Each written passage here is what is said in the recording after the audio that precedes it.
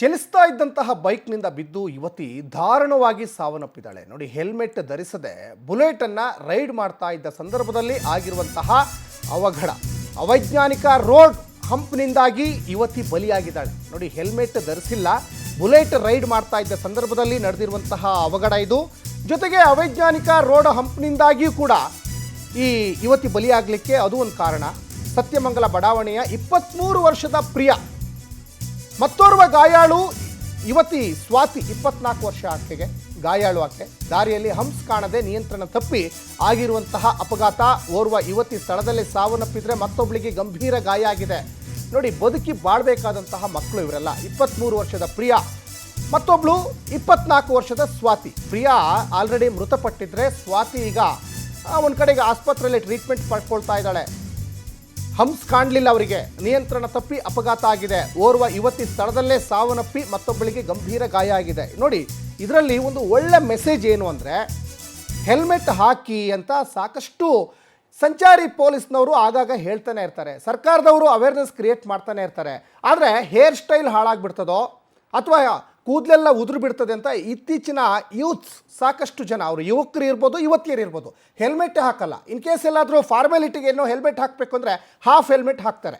ಅದು ಸರಿಯಾಗಿ ಗಾಳಿ ಬಂದರೆ ಆ ಹೆಲ್ಮೆಟ್ ಹಾರ್ಕೊಂಡು ಹೋಗಿಬಿಡ್ತದೆ. ಆಮೇಲೆ ಈ ವ್ಯವಸ್ಥೆಗೆ ಹಿಡಿದಿರುವಂತಹ ಒಂದು ದರಿದ್ರ ಅಂದರೆ ಒಂದು ಹಂಪ್ಸ್ಗಳು, ಸರಿಯಾದಂತಹ ರಸ್ತೆ ಇಲ್ಲ. ಆ ರಸ್ತೆ ಇದ್ದರೂ ಕೂಡ ಗುಂಡಿಗಳು. ಇಲ್ಲಿ ಒಂದು ಕಡೆ ಇಲ್ಲಿ ಸರ್ಕಾರದವ್ರದ್ದು ತಪ್ಪಿದೆ, ಜೊತೆಗೆ ಈ ಬೈಕ್ ಸವಾರರದ್ದು ತಪ್ಪಿದೆ. ಒಂದು ಹೆಲ್ಮೆಟ್ ಹಾಕ್ಕೊಳ್ಬೇಕು, ಗೊತ್ತಿದೆ ಅಲ್ವಾ ರಸ್ತೆ ಸರಿ ಇರಲ್ಲ, ಇವ್ರಿಗೆ ಎಷ್ಟು ಹೇಳಿದ್ರು ಕೂಡ ನಾಚಿಕೆ ಮಾನ ಮರೆಯೋದಿಲ್ಲ, ಇವ್ರು ರಸ್ತೆ ರಿಪೇರಿ ಮಾಡಲ್ಲ, ಅವೈಜ್ಞಾನಿಕವಾಗಿ ಹಂಪನ್ನ ಅಲ್ಲಿ ಅಳವಡಿಸ್ತಾರೆ ಅನ್ನೋದು ಗೊತ್ತಿದ್ದು ನೀವು ಹೆಲ್ಮೆಟ್ ಹಾಕಲಿಲ್ಲ ಅಂದರೆ ಏನು ಹೇಳೋದು ಹೇಳಿ. ನೋಡಿ, ಇವಾಗ ಒಬ್ಬಳು ಯುವತಿ ಈಗ ಸಾವನ್ನಪ್ಪಿದ್ರೆ ಮತ್ತೊಬ್ಬಳು ಈಗ ಆಸ್ಪತ್ರೆಯಲ್ಲಿ ಟ್ರೀಟ್ಮೆಂಟ್ ಪಡ್ಕೊಳ್ತಾ ಇದ್ದಾಳೆ.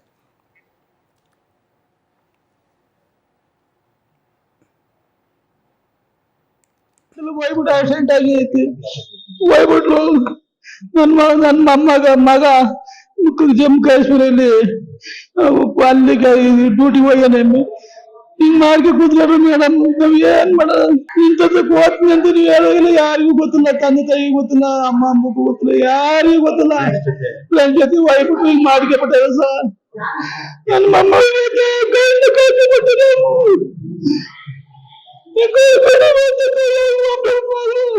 ಒಬ್ರ ಮಗಳಿಗೆ ಒಂದ್ ಹೆಣ್ಣು ಒಂದ್ ಗಂಡು. ಇವಳೆ ಹಿರಿಯರು ಒಬ್ರ ಜೊತೆ ಹೋಗ್ಬಿಟ್ಟು ಮಾಡ್ಕೊಂಡು ಚೆನ್ನಾಗ್ ಓದ್ತಾ ಇದ್ರು. ಇನ್ನೇನೇನು 15 ಕಳೆದು ಇನ್ನ ಟೀಚರ್ ಕೆಲ್ಸಕ್ಕೆ ಹೋಗ್ಬೇಕಾಯ್ತು, ಮೇಡಮ್ ಕೆಲ್ಸಕ್ಕೆ ಆತರ ಹೋಗ್ಬೇಕಾಯ್ತು. ಈ ತರ ಮಾಡಿ ಆಯ್ತು.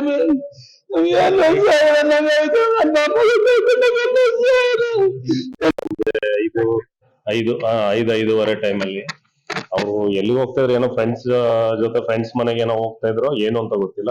ಏನೋ ಹಂಪ್ಸ್ ಬಂದಾಗ ಅಚಾನಕ್ ಅದಕ್ಕೆ ಏನೋ ಹಂಪ್ಸಿಗೆ ಅಂದ್ರೆ ಹಂಪ್ಸ್ ನೋಡ್ಲಿಕ್ಕೆ ಏನೋ ಸಿಗ್ನಲ್ ಇಲ್ಲದ ಕಾರಣ, ಹಂಪ್ಸ್ ನೋಡ್ಲಿಕ್ಕೆ, ಯಾಕೆಂದ್ರೆ ಮೊದ್ಲೇ ಸಿಗ್ನಲ್ ಕೊಡ್ತಾರೆ, ಇಲ್ಲ ವೈಟ್ ಲೈನ್ ಏನಾದ್ರೂ ಒಂದು ಡೈರೆಕ್ಷನ್ ಇರುತ್ತೆ, ಇಲ್ಲಿ ಮುಂದೆ ಬರ ರೋಡ್ ನಲ್ಲಿ ಹಂಪ್ಸ್ ಇದೆ ಅಂತ. ಅದು ಇವರಿಗೆ ಗೊತ್ತಾಗಿಲ್ಲ, ಸಿಗ್ನಲ್ ಇಲ್ಲದ ಕಾರಣದಿಂದ ಗೊತ್ತಾಗಿಲ್ಲ.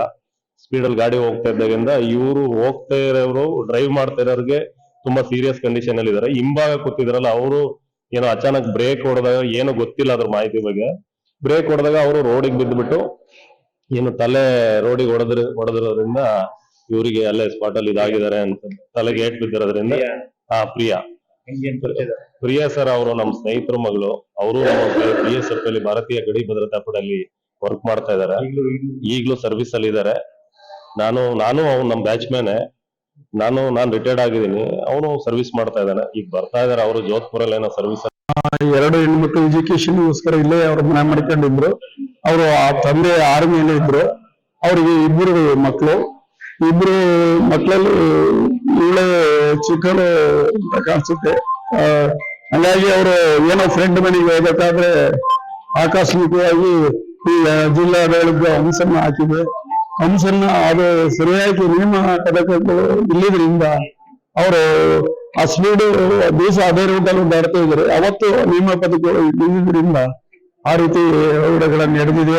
ಜಿಲ್ಲಾಡಳಿತ ಅದ್ರ ಬಗ್ಗೆ ಎಚ್ಚರಿಕೊಂಡು ಅದನ್ನ ನಾಮಪದಗಳನ್ನ ಏನು ಅವ್ರು ಹಂಸನ್ನ ಹಾಕಿರ್ತಾರೆ ಅದಕ್ಕೆ ನಾಮಪದಕಗಳನ್ನ ಹಾಕ್ಬೇಕು. ಎಚ್ಚರಗೊಳ್ಬೇಕು ಅಂತ ನನ್ನ ಭಾವನೆ ಸರ್. 2 ಹೆಣ್ಮಕ್ಳು ಎಜುಕೇಶನ್. ನೋಡಿ, ಒಂದು ಕಡೆ ಕುಟುಂಬಸ್ಥರು ಪಾಪ ಆಕ್ರಂದನವನ್ನು ವ್ಯಕ್ತಪಡಿಸ್ತಾ ಇದ್ದಾರೆ, ಮತ್ತೊಂದು ಕಡೆ ನೋಡಿ ಹೆಲ್ಮೆಟ್ ಧರಿಸಿದ್ರೆ ಅಟ್ಲೀಸ್ಟ್ ಪ್ರಾಣ ಉಳ್ಕೊಳ್ತಿತ್ತೇನೋ. ಈಗ ನೋಡಿ ಪಾಪ ಕುಟುಂಬಸ್ಥರಿಗೆ ಒಂಥರ ಕಣ್ಣೀರನ್ನು ಬಿಟ್ಟು ಹೋದಂಗೆ ಆಗಿದೆ ಈಗ. ಸಾಕಷ್ಟು ಕನಸುಗಳನ್ನು ಇಟ್ಕೊಂಡಿರ್ತಾರೆ ಮಕ್ಕಳ ಬಗ್ಗೆ, ವಿದ್ಯಾಭ್ಯಾಸ ಕೊಡಿಸ್ಬೇಕು, ಓದಿಸ್ಬೇಕು, ಮದುವೆ ಮಾಡಬೇಕು, ಈ ಥರ ಅನೇಕ ಕನಸುಗಳನ್ನು ಇಟ್ಕೊಂಡಿರ್ತಾರೆ ಹೆತ್ತವರು. ಪಾಪ ಹೆತ್ತವರ ಒಡಲಿಗೆ ನಿಜಕ್ಕೂ ಒಂಥರ ಇದು ಬೆಂಕಿ ಹಾಕಿದಂತಹ ವಿಚಾರ ಇದು.